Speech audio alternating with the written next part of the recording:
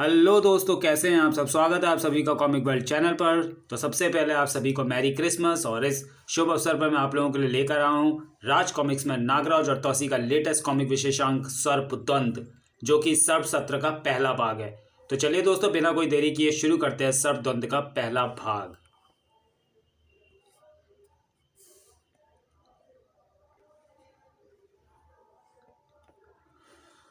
पूर्व सार।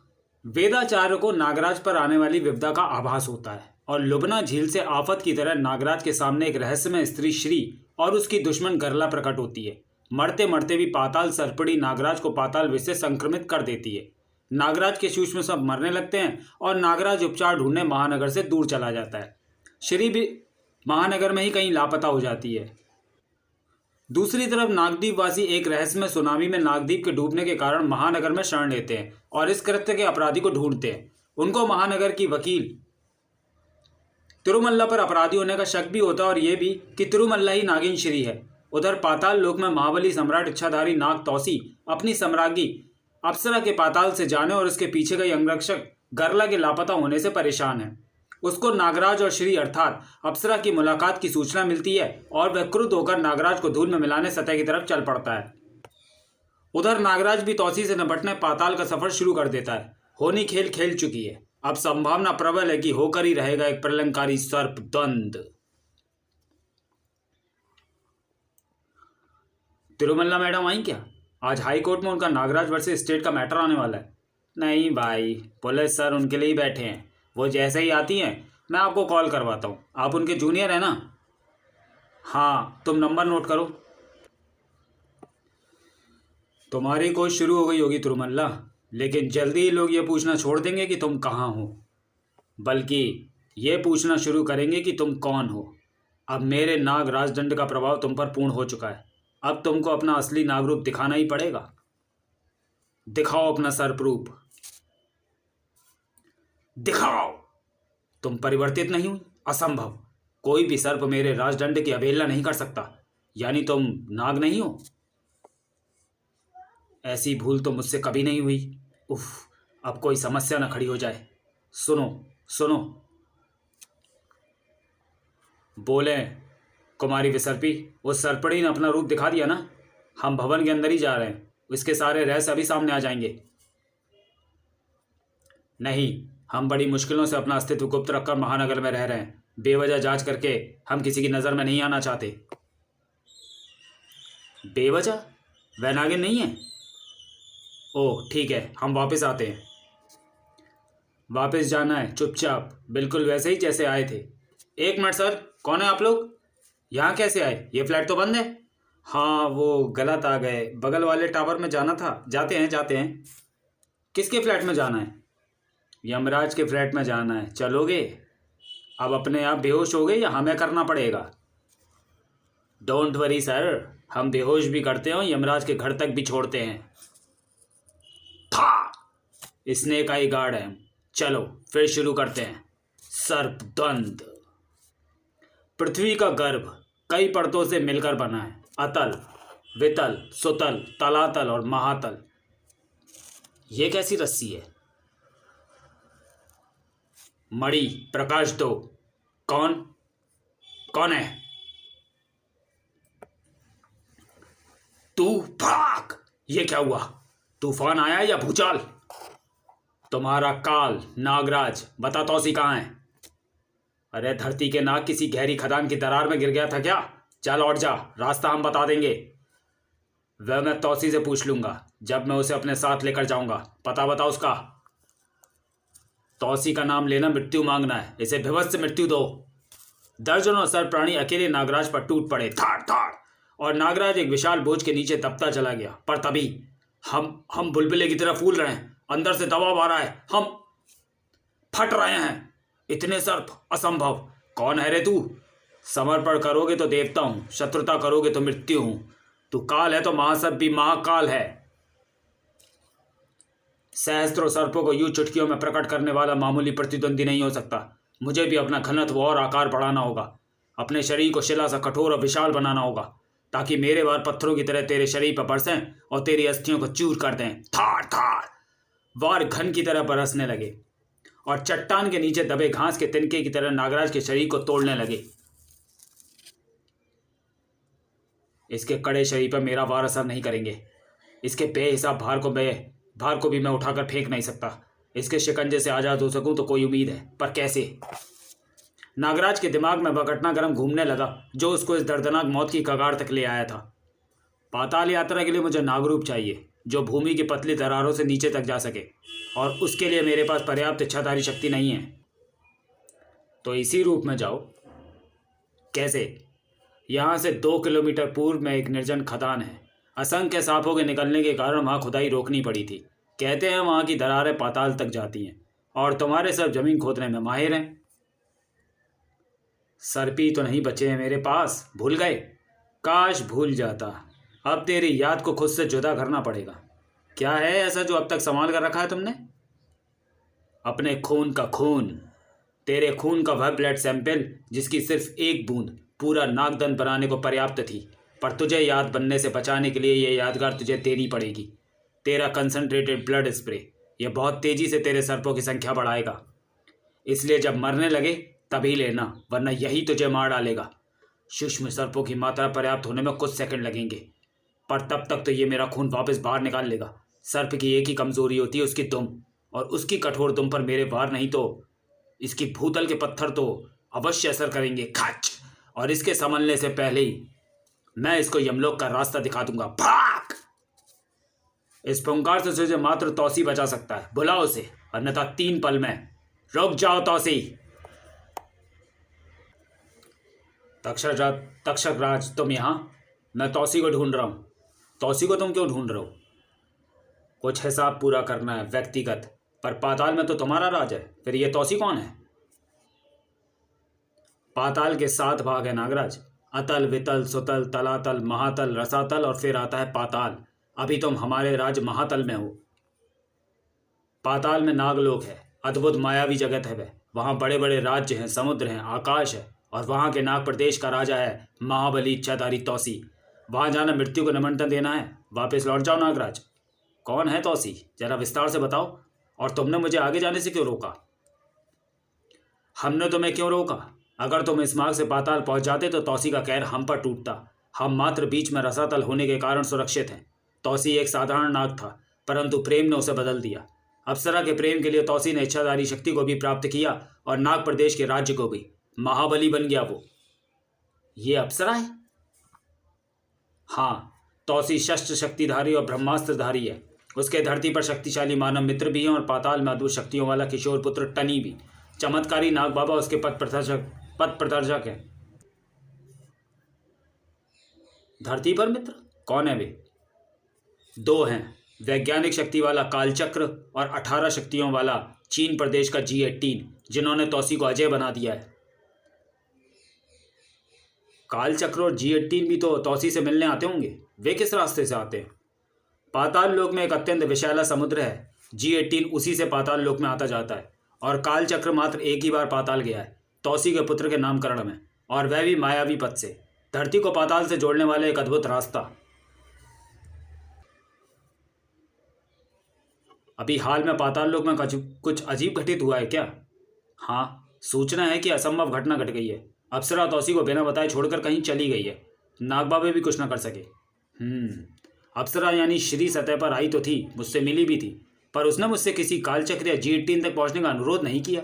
जबकि मुसीबत में कोई भी अपने मित्रों पर ही भरोसा करता है, मुझ जैसे अनजान पर नहीं। वैसे कौन है ये कालचक्र?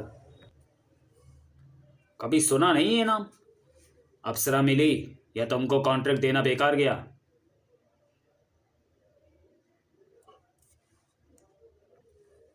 तुम भी तो दूसरे सोर्सेज से कोशिश कर रहे हो। तुम ढूंढ पाए क्या? अगर मैं ढूंढ लेता तो तौसी को फिर से अपने पास में न कर लेता। वह तो अभी भी कर सकते हो। कैसे? इससे ये उस चिप से 200 गुना ज़्यादा पावरफुल है जो मैंने तुमको पहले दिया था। रियली? यू आर जीनियस नागमणि। इसके बदले में तुमको क्या चाहिए? दोस्ती में बदला? कैसी बातें करते हो दोस्त। बस ये देखना कि मेरा चिप बेकार ना जाए। नहीं जाएगी, बस एक बार तौसी यहाँ जाए। कालचक्र और G18 से तौसी की मित्रता हुई कैसे? कालचक्र पाताल लोक तौसी के पुत्र के नामकरण में आया था, तो क्या तौसी पहले भी सतह पर आ चुका है? जब वह कालचक्र से मिला? हाँ, सुना है एक बार घायल अप्सरा की चिकित्सा के लिए वह और तौसी सतह पर गए थे। तभी कालचक्र से वह मिला और थोड़े समय पृथ्वी पर ही रहा। तभी से वह सतह प्राणियों से घृणा करता है। सतह पर क्यों आया? पाताल में भी जड़ी बूटियां तो होंगी। उनको सतह पर नाग बाबा ने भेजा था। नाग बाबा सतह के बारे में काफी जानते हैं। और G18 से तौसी कैसे मिला? वह भी तो सतह का ही है। वह पाताल लोक में नाग प्रदेश पर हमले के लिए आया था, विषाक्त सागर के रास्ते से। तौसी का जानी दुश्मन था वह, परंतु फिर तौसी का भिन्न मित्र बन गया, ऋषिराज गिद्ध की तरह। अब ये ऋषिराज गिद्ध कौन है? चमत्कारी शक्तियों से युक्त तपस्वी है। इनका आश्रम विषाक्त सागर के बीचों बीच आखेट पर्वत पर है। तौसी का पुत्र टनी वहीं रहकर गिद्धराज से विद्याएं सीख रहा है। तौसी के बारे में इतना जानना काफी है। अब मुझे पाताल का रास्ता बताओ। परंतु नागराज, वह आ रहा है। गोटी चल। ओह, गोटियां टकरा कर टूट रही हैं। पटाक! यह टकराव नहीं होना चाहिए, वरना धूल और मलबे के अलावा कुछ नहीं बचेगा। रोकना होगा इस अनहोनी को। एक को आना है तो दूसरे को जाना पड़ेगा। कालू जिन, अब तुमको ही सतह पर जाकर अप्सरा को ढूंढकर और समझा बुझाकर वापस लाना होगा।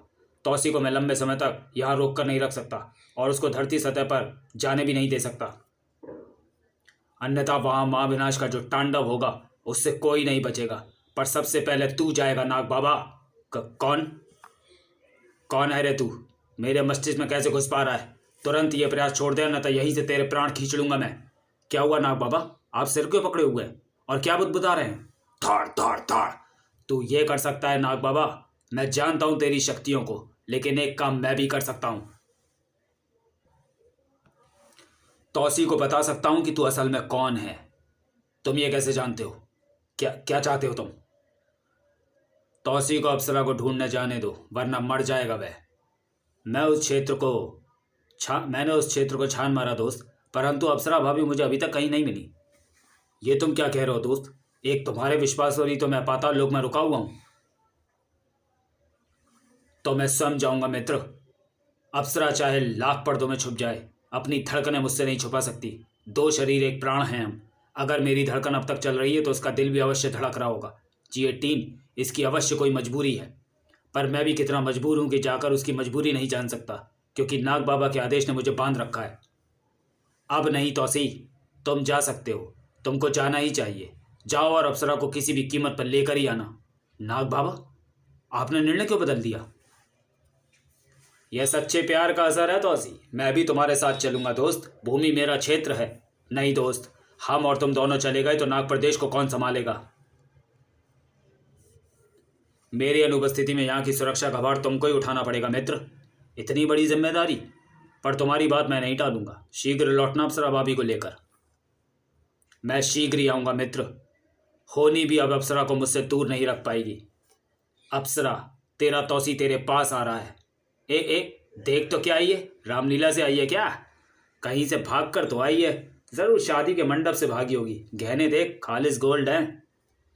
क्या चीज़ है यार, एकदम अप्सरा लग रही है। पट गई तो लाइफ बन जाएगी। मैं देखता हूँ इसे। सुनो, रुक। इसकी शक्ल तो पहचानी सी लग रही है। कहीं ये वही तो नहीं? वही है। हे भगवान, सुन। कहीं से भाग कर आ रही हो मेरी अप्सरा? मैं कुछ हेल्प करूं? अप्सरा, तुम मेरा नाम जानते हो? मुझे मदद चाहिए। हम जानते हैं तुमको। आओ मेरे साथ। मेरे सामान पर नियत बिगाड़ी तो फोटो देख, ये वही है। सच में? पहले बताओ जाना कहाँ है? चुपचाप चल, वरना तू यहीं रह जाएगी और तेरी आत्मा निकल कर चल देगी। मृत्यु तो स्वयं मैं हूं तेरी। अरे, मैंने तो हाथ लगाया तक नहीं। भड़ाक! मैंने किया। मैं प्राइवेट सिक्योरिटी स्नेक आई का ऑफिसर हूँ। आप मेरे साथ बेहिचक चल सकती हैं। क्या नाम है तुम्हारा? आपका? कुमार। तुम जानते हो मेरा निवास, घर को? मैं आपको नहीं जानता, पर उसे जानता हूँ जो ये पता कर सकता है। आइए मेरे साथ। पर इनके हाथ हिमकड़ी में कैसे जकड़ गए? ये dry ice can very useful. छोड़िए ना, चलिए। किसी को मंजिल मिलने वाली थी और कोई अपनी मंजिल से हाथ धोने वाला था। मैं अभी तक नहीं समझ पा रही हूँ कि मैंने सही किया या गलत। एक नारी ने दूसरी नारी की सहायता की, या एक रानी ने अपने हाथ आए दुश्मन को जाने दिया। उसने जो सुनाया वह सत्य था या एक मनगढ़ंत कहानी? मेरी एक एक बात सही है। अब मैं जाऊं? मैंने सर्प बंधनों से तो तुमको मुक्त कर ही दिया है, पर अभी तुम नहीं जा सकती। डर के मारे मुझे कोर्ट में जाने से रोकना चाहती हो? न झिरा न सुनवाई। तुमको मैंने तुम्हारी ही जान बचाने के लिए रोका है। अगर अभी तुम अपने फ्लैट पर गई तो वहीं मारी जाओगी त्रुमला। न केस, न झिरा, न सुनवाई। तुम्हारे नागों के कारण मारी जाएगी त्रुमल्ला। और मैं उस पर आंच भी नहीं आने दे सकती। उसके उपकार है मुझ पर, और अप्सरा उपकार करने वाले का उपकार नहीं, अपकार नहीं होने दे सकती। वह तो मैं सही थी। मत उलझो मुझसे। जरा सोच, जिसने दूर बैठे बैठे तेरे किसी नागदीप को लहरों के हवाले कर दिया, वह सामने आया तो फिर तेरा क्या होगा? वह तो मैं सही थी, या तो तुम स्वयं हमारी अपराधी हो या उसकी साथी। वह जो भी है, तेरे जैसे चारे के पीछे पीछे मेरे समक्ष तो आएगा ही, और तब उसकी भी मृत्यु का निर्णय ले लिया जाएगा। वह स्वयं साक्षात मृत्यु है, नागदीप रानी। उसको देखकर तुम जैसे नागों के प्राण स्वतः निकल जाते हैं। उसको प्राण लेने की आवश्यकता ही नहीं पड़ती। तू भयभीत क्यों हो रही है? आकर निकालने दे उसको मेरे प्राण। उस दृश्य का आनंद लेना। यहां से भाग क्यों रही है? तुझे इसकी चिंता क्यों है? भाग! क्योंकि अगर वह मेरे सामने आया तो मुझे उसके प्राण लेने होंगे। शपथ ली है मैंने, और उसके प्राण मैं नहीं ले सकती। तू डरती है उससे? फिर तो आने दो उसे यहाँ पर। तू नहीं तो मैं तो उसके प्राण ले ही सकती हूँ ना। उससे पहले मैं तेरे प्राण ले लूंगी। मेरे प्रेम को, मेरे पति को अगर किसी ने आंख उठाकर भी देखा तो मैं उसे जीवन पर्यंत दृष्टिविहीन कर दूंगी। क्या वह तेरा पति है और तूने उसके प्राण लेने की शपथ ली है? यह कैसा रहस्य है? यह रहस्य तो अभी वह स्वयं भी नहीं जानता कि सामने आते ही मैं उसके प्राण ले लूंगी, और यह मुझसे होगा नहीं। इसलिए मैं अपने देश से भागी थी, ताकि जीवन भर उससे दूर रहूं और अपनी शपथ को पूर्ण ना कर सकूं। पर अनजाने में उन्होंने मेरे पीछे विशेष अंगरक्षक भेजे, और उनसे मुझे बचाने के प्रयास में नागराज ने भयंकर समस्या खड़ी कर दी। नागराज ने ऐसा क्या नागराज ने? जब मैं यहाँ पहुंची तब नागराज मेरे सामने था और अंगरक्षक मेरे पीछे थे। दुर्घटनावश मैं घायल हो गई और नागराज ने मुझे एक वाहन में बैठाकर अपने रक्षक सब तैनात कर दिए। वह वाहन तिरुमल्ला का था। वह वाहन लेकर चल दी। कुछ आगे जाकर उसने मुझे देखा और मेरे रक्षक सांप को भी। उसने वाहन रोककर सांप को हटाना चाहा और सांप ने उसे डस लिया। मैंने अर्ध चेतना में उस सर्प का वध कर दिया और किसी तरह चेतना खोती तिरुमल्ला को लेकर गुप्त रूप से उसके निवास पर पहुंची। घर पहुंचकर तिरुमल्ला पूर्ण अचेत हो गई। मैंने उसके शरीर से विष चूसना प्रारंभ किया, परंतु विष अति तीव्र था। पूरे विष को एक साथ निकालने के प्रयास में मेरी मृत्यु हो सकती थी। मैंने प्रतिदिन थोड़ा थोड़ा विष निकालने का निर्णय लिया। मुझे छुपने का स्थान भी चाहिए था। मैंने उसकी स्मृति से उसका ज्ञान अपने में प्रेषित कर लिया और उसकी शुश्रूषा करते करते उसी का जीवन जीने लगी। उसके स्वस्थ होते ही मुझे वहां से चुपचाप चले जाना था। अब वह लगभग ठीक हो चुकी है। किसी भी क्षण पूर्ण चैतन्य हो सकती है। वह इस बात से अनजान है कि क्या हुआ था।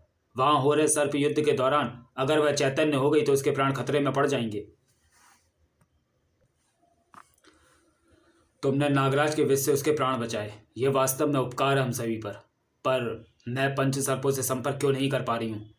तुम जानती हो नागराज को? कौन है नागराज? तो चलिए दोस्तों, वीडियो को यहीं समाप्त करते हैं। मिलते हैं सर्पदंत के दूसरे और अंतिम भाग में अगले वीडियो में। तब तक के लिए धन्यवाद।